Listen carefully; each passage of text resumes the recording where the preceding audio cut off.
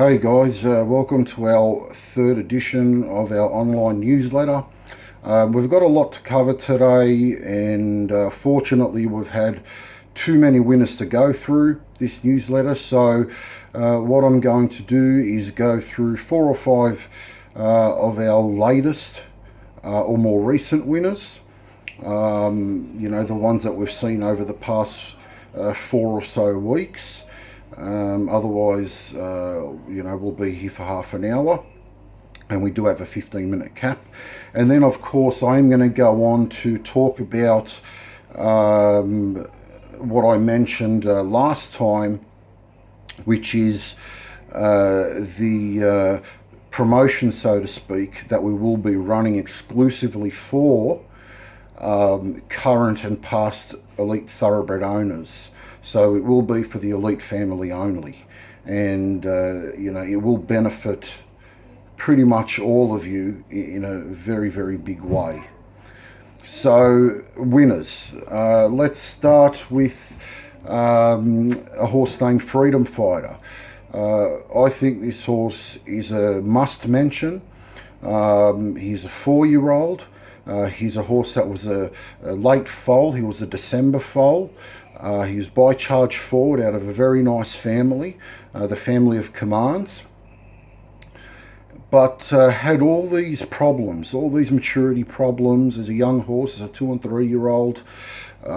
Couldn't stand up, wasn't ready to take on the rigors of racing. So we sent him out as a 3-year-old, gave him 2 runs. Those runs resulted in pretty much nothing. He ran toward the back of the field on both occasions in the provincials.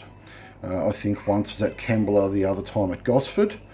We put him away, brought him back, gave him 2 soft trials just to ensure the horse was where we thought he was physically.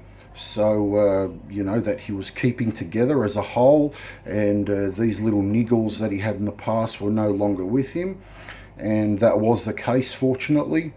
It also set up a nice price for the owners, which was another part of the plan. So he went to the races, out at the provincials again. It was a pretty tough maiden. It did result in him being 51-1, but if you watch the race, he won like a $2 chance. He was out the back of the field and just went past them all like they were nailed to the fence. It was the most impressive win. So he has come out this preparation and ran a first and a third, and his last run was a sort of a forget run. So of his last three starts, his preparation, he's won a race and he's placed. So definitely a big turnaround. That's what a bit of time can do for most of these horses. It's just a matter of being patient, listening to those who know best, being the trainer and the staff, and they will get you that winner eventually, because a winner for them is a winner for you, and vice versa. Another nice horse we had win, and she's probably the most deserved of the bunch, is Express Point. Express Point is a horse that prior to her win last week, I believe, she had 7 placings and 2 fourths from 11 starts. So she was never out of the money. Her last 5 runs, as the commentator read out during the broadcast, she was just luckless. That's the only word we could use. She didn't have an ounce of luck. She should have won a handful of times already. It just never worked out for her. But that's racing. The luck always turns if you're just patient enough, and that's what happened for her last week. She finally jumped the gates well, because she is one to miss a start and end up out the back of the group. And she travelled with the leader. She looked to be doing it nice and easy over the 1200 there at Gosford, and she was given a bit of a reminder down the back side, and gave a bit of a kick took off and won well. And as Gary said after, in his post-race interview, she is a horse that will go on with it.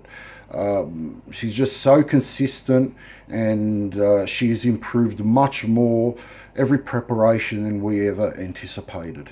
So I'm really looking forward to seeing Express Point as a mature 4-year-old and 5-year-old mare, because I really think we're going to see her best.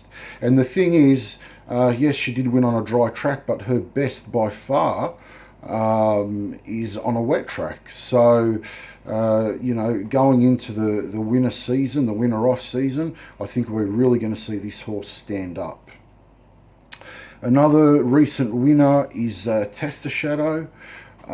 Tester Shadow, as many of you know, ran second in last year's Magic Millions $1 million 3-year-old guineas, and he has now also won 3 races, with every race being that of a Saturday Metro win.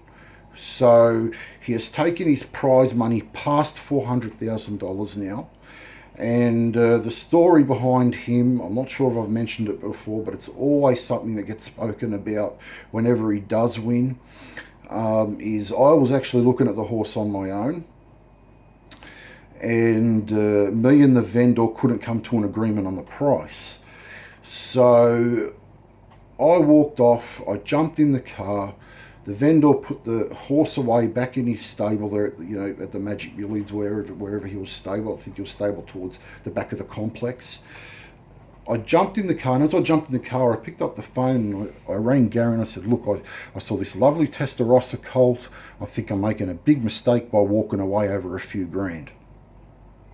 Just as many of you have made a mistake over not buying a share over $1,000 or so. It does happen to us too. Only what I did was I hung the phone up pretty abruptly. I didn't mean it, but I hung the phone up and I turned around, sped back down to the complex, parked the car, ran out, made the deal, took him home, and that $50,000 purchase ended up being Tester Shadow, and he's won 8 times that now. So it's a great story to go along with those wins of his, or whenever he does win, and really looking forward to seeing what the future holds for him, because although he surpassed that $400,000 mark, it is not the last we're going to see of this horse.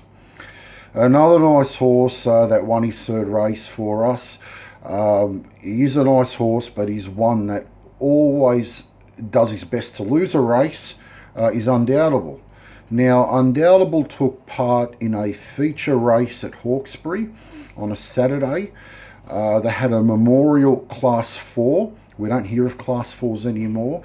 We all know how hard Class 2s are around the provincials, so this was of a pretty high standard, so much so that the club was offering city midweek prize money for this race. And Undoubtable, although he did everything to throw the race away, he won very well. So came out, won his 3rd race for us. He's hitting on 70,000 now in prize money. Still only very lightly raced. I believe he's only had just over a dozen starts, and much more to come. We're really going to see the best of this guy as a 5 and a 6-year-old. There's no doubt. Although he's by not a single doubt, he's out of an inner gaze mare, and he's got so much inner gaze about him. You couldn't pick him for not a single doubt. So really looking forward to seeing what the future holds for this fellow, because he will feature in the city, come the off season. He's just got to put it together and start using that brain of his. We've also got some nice young horses coming through. One in particular is the Northern Media Cosmo Gal filly. Cosmo Gals by Dan Zero. She's a city winning 2-year-old out of a young family. You know, it's not a pedigree page that you look at, and the good horses at one black type did so 10 or 15 years ago. You know, she's related to, because we just had the race recently, a Wyong Magic Millions winner from a few years ago called Cortina Gal, who also had a foal go through the sale last year for $160,000. She's really left an impression on the breaker, so much so that we are keeping more of a hand in her than we normally would. It's not something I like doing, you know, because we are syndicators and we sell shares, but I just think, you know, with no more Northern Meteor mares being around and the very positive reports we've had of her in terms of just learning everything the first time, being such a strong filly that she looks like she can run through brick walls, you know, I just had this gut feeling that I had to go with. So hopefully she joins the likes of, you know, Sebring Sun, Seeking Asylum, Tester Shadow, Stra Turbo, I'm All the Talk, Cosmic Cameo. You know, geez, we've been so lucky over the last few years to have these nice horses running around, and gee, I've got a feeling that this girl's going to be one of them. So I don't need to go on about how well Northern Meteor has done and would be doing had he still been around. You know, I don't want to sound like a vacuum cleaner salesman, but you know, that speaks for itself. So very happy with the way things are going, both in terms of results and the young horses coming through. Now, as far as what we're doing for our elite clients, there will be 2 or 3 horses throughout the year that I will be presenting to elite owners only, being current and past owners. Now, these shares will be presented at cost price. There are no catches. I will be presenting these shares at cost price. Now, of course, you ask, how do I make my money? Because it's only fair that you know, if we're to keep going, if we're to keep operating, we need to make our money also. As you know, we charge a management fee or an admin fee. Bear in mind, though, this will also be reduced for these particular promotions.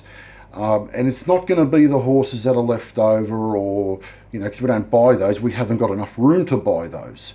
Rather, it's going to be those kind of horses that Gary and I would point to first and try get our current owners into first. So if you're one of those people who have never had the opportunity to buy a full 10% share because these things just cost too much nowadays, and they do, it is costly, this is your chance. You know, if the share cost $5,000 and the insurance and the nominations cost another $1,000 for the 10% share, well, that's what you pay. You pay $6,000 for the 10% share, and you take over cost. So there are no catches, there are no hidden agendas, there's nothing of the kind. You'll be presented with the information on the particular horses we want to present to the group when they do come round.